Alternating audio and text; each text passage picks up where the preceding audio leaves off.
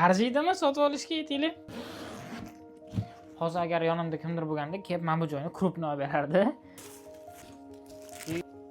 Shtativda turishi uchun mana bunisini pasaytirish kerak. Egosiga bo'ladi shtativ uchun.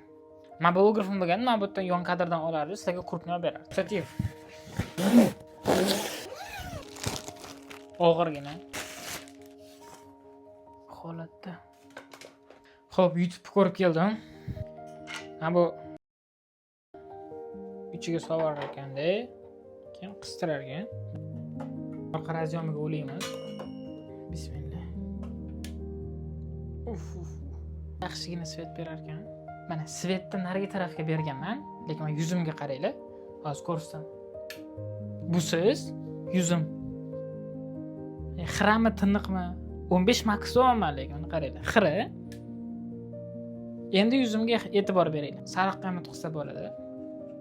Ya'ni issiqqa. Arziydimi sotib olishga aytaylik? Tak, oqqa o'tqizaman-da. Menda xonada patologda svet bor. Endi shuni o'chiraman.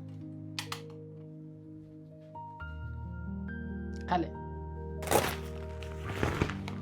Mamnuqa qilinar. Mamnusini kiygizaman hozir. Ga beraman. Deba mana shunaqa. Bu sariqda hali oqqa o'tqizsa bo'ladi. Oqda ekan sariqqa o'tqizdim.